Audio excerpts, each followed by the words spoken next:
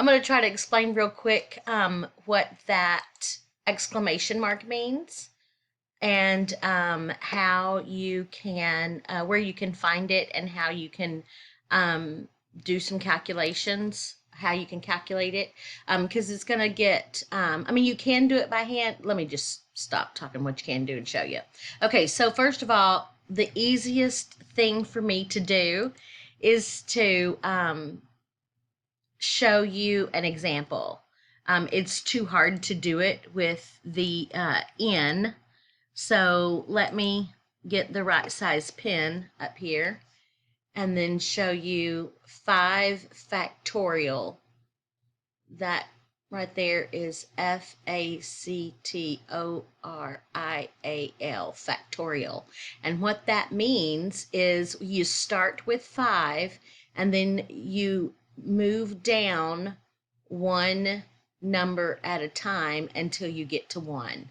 And you multiply all of those numbers together. So 5 factorial means 5 times 4 times 3 times 2 times 1. And that's 20 times 3 is 60. 60, I think that's 120.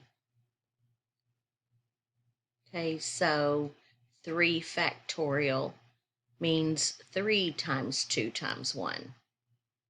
So that's going to be 6. So this problem right here, this 5 factorial, is the formula that you use anytime you have a number of items and you want to arrange all of them. Okay, so you have a number of objects and they're physical items. So, and all you're going to do is see how many different ways you can arrange those items. So this first problem right here is talking about a Sudoku puzzle. And I'm probably not going to be able to do it on here because it won't let me write, but that's okay. So this is what a Sudoku puzzle looks like. You guys have probably done these before. You've got the digits 1 through 9, and the 1 through 9 can only be used once inside that block. The number 1 through 9 can only be used once in a column, and the number 1 through 9 can only be used once in a row. So let's look at this row right here. That looks like they're almost all accounted for. There's the 1, the 2, the 3, the 4, the 5. So the 6 is missing. So we know we need to place a 6. And there's the 7 and the 8 is missing. So we know that in these two places right here, we have to put the 6 or the 8. Okay, so we've only got two numbers to pick, and then we only have 2 places to put them. Well, if you do a little investigating, you'll discover that in this column right here, there's already a 6. So that means that none of these other places, that 6 can't be used because it's already been used in that column. So that leaves me no other choice but to put the 8 right there and the 6 right there. Okay, so that's how you play Sudoku.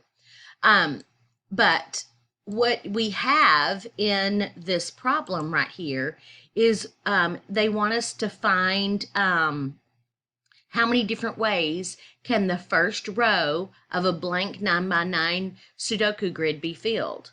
So they want to know, I've got these 9 numbers right here, and I want to be able to place all 9 of those numbers in that first row. How many different ways can it be done? So this is an example of having 9 items, and I want to place all 9 of them. I want to use all 9 of them. So this problem right here is, and I have to go back over here to work it because my pen won't work on that other screen. So this is, I have 9 items and I want to place all 9 of them. So this is a 9 factorial, and 9 factorial means 9 times 8 times 7 times 6 times 5 times 4 times 3 times 2 times 1. Now, some of you may be thinking, hey, isn't that the same thing we did with the fundamental counting principle? We would have 9 blanks, and then after we place the first, yeah, it is the same thing. Now I'm just giving it a symbol and a name and helping you organize when to use each one of these formulas. So 9 factorial, n factorial is what you use when you have a number of items and you're going to arrange all of them. That's 9 factorial. Now, I don't want to have to do that multiplication in my head. Like I said, you can grab a calculator and type in 9 times 8 times 7 times 6 times 5 times 4. You could use a calculator like this calculator. And this calculator might even have a factorial on it. I have selected the scientific. Yeah, there it is right there. Factorial. So you could just do 9 times 8 times 7 times 6 times 5 times 4 times 3 times 2 times 1.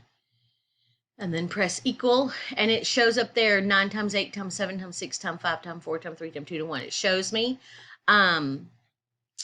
That took a minute. Let's see if this one, because all calculators work differently. So I'm going to do 9, and then I'm going to do factorial. There we go. And it says fact. That's how the calculator did it. It did FACT and then the number 9, and it gave us the exact same answer. So that's one thing you can do. That's just using the calculator on my computer.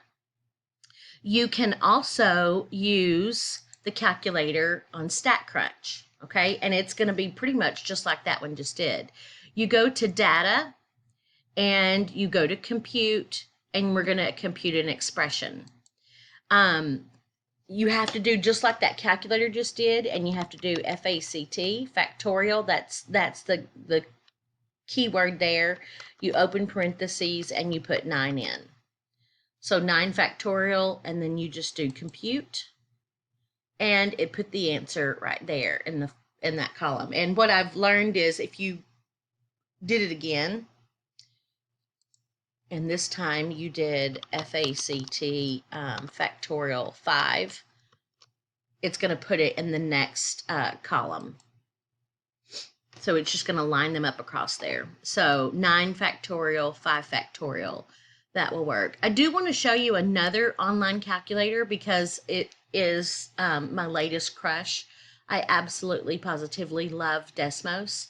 And it has several different kinds of calculators. So if you just go right here and Google Desmos, you can see I Googled it already, scientific calculator.